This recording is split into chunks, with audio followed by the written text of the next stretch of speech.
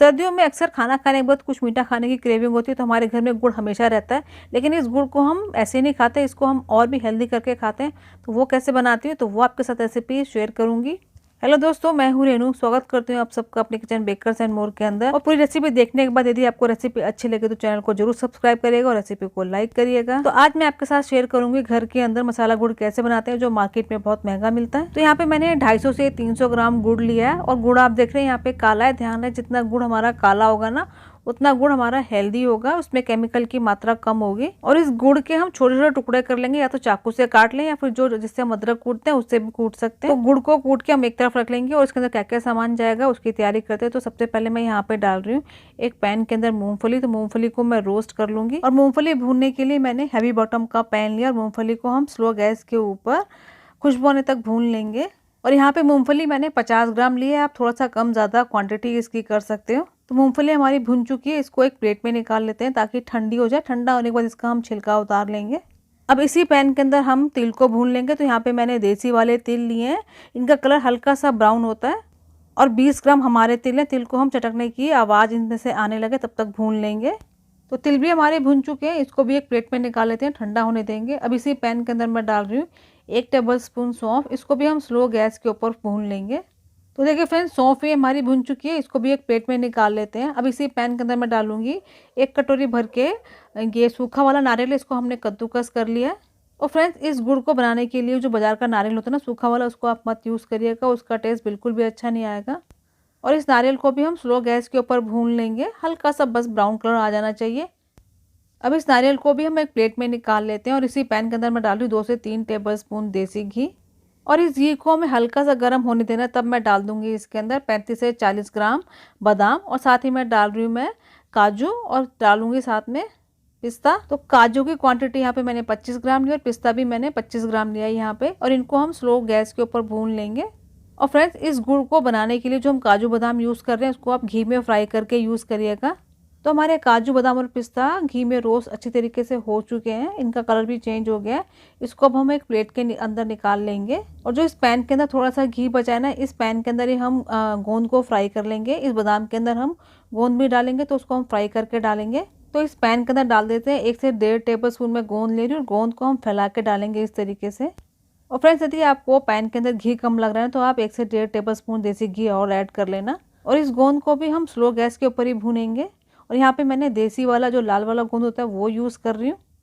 तो गोंद भी हमारा भुन चुका है, इसको एक कटोरी के अंदर निकाल लेंगे। और गोंद को निकालने के बाद तुरंत ही हम इस तरीके से जो अदरक कूटने वाली कुटनी होती है उससे हम इसको चूरा कर लेंगे। और फ्रेंड्स, यदि गोंद को कूटते समय कोई आपको पीस लगता है कि ये फ्राई नहीं हुआ, तो इसको आप निकाल के फेंक देना, इसको गुड़ में मत ऐड करिएगा। और अब इसी पैन के अंदर मैं 20 ग्राम मखानों को भी हल्की आंच पे भून लूंगी। तो देखिए फ्रेंड्स, मखाने भी हमारे भुन चुके हैं। मैं एक मखाना तोड़ के देख लेती हूँ, अगर हाथ से एकदम क्रश हो रहा है इसका मतलब हमारे मखाने अच्छी तरीके से भुन गए हैं। इसको भी हम प्लेट में निकाल लेंगे। अब जो हमारे सारे ड्राई फ्रूट्स थे जिनको हमने रोस्ट करके रखा था और भून के रखा था, वो सारे ठंडे हो गए हैं। अब इनका मिक्सर जार के अंदर डाल के इनका हम बारीक पाउडर बना लेंगे। बारीक नहीं, हल्का सा दरदरा रखेंगे।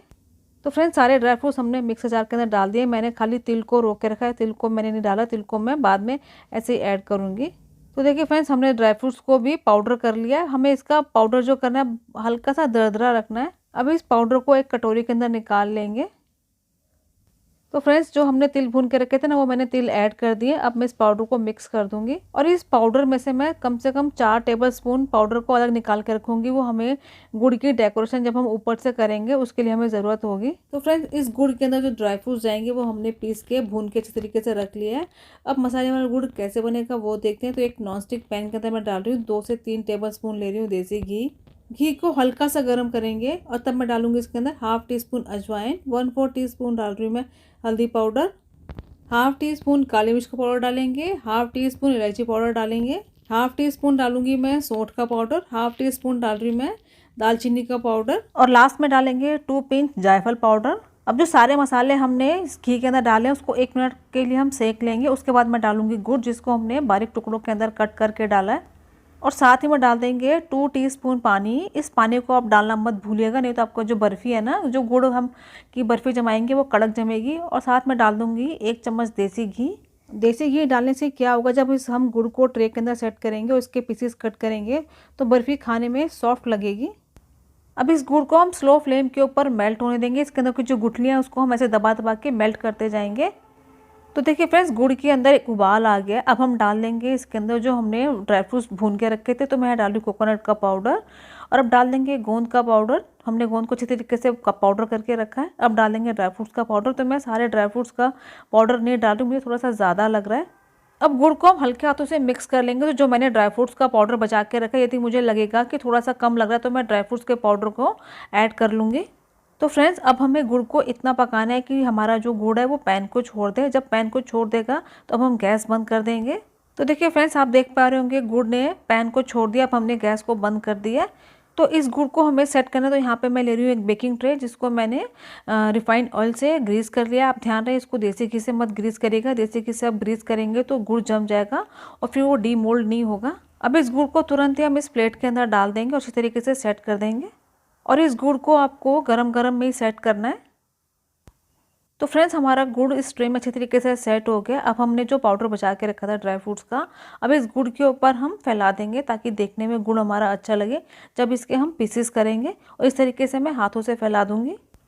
और हाथों से फैलाने के बाद इस तरीके से मैं हाथों से दबा भी दूंगी ताकि जो ड्राई फ्रूट्स है ना वो गुड़ के ऊपर अच्छी तरीके से कोट हो जाए। और उसके बाद तुरंत ही हम जिस साइज़ के हमें गुड़ के पीसेस कट करने हैं उसके हम निशान लगा देंगे। तो देखिए फ्रेंड्स, मैंने यहाँ पे छोटे छोटे पीस ही कट करें, बहुत ज़्यादा बड़े पीस को मैंने निशान नहीं लगाया है। और इस गुड़ को हम आधा घंटे के लिए छोड़ देंगे ताकि गुड़ हमारा अच्छे से सेट हो जाए। उसके बाद हम पीसेस को आराम से डीमोल्ड कर पाएंगे। तो फ्रेंड्स, आधा घंटा हो गया, इस गुड़ को हम डीमोल्ड कर लेते हैं। तो बीच में से मैं एक पीस निकाल लूँगी ताकि जो बाकी पीसेस हमको निकालने में ईजी हो। तो देखिए फ्रेंड्स, हमारा गुड़ अच्छे से सेट हो गया। अब मैं सारे पीसेस को निकाल लूँगी। तो इस गुड़ की बर्फ़ी की मैं पीछे से आपको फिनिशिंग दिखाती हूँ, अच्छे से आई है। अब इस गुड़ को एयर टाइट बॉक्स में रखेंगे आराम से 2-2.5 मिनट तक, ये बिल्कुल ख़राब नहीं होगा। तो आज की रेसिपी कैसी लगी, अच्छी लगी तो लाइक, चैनल को जरूर सब्सक्राइब करेगा। तो मिलते हैं नई रेसिपी के साथ में, तब तक हैप्पी कुकिंग।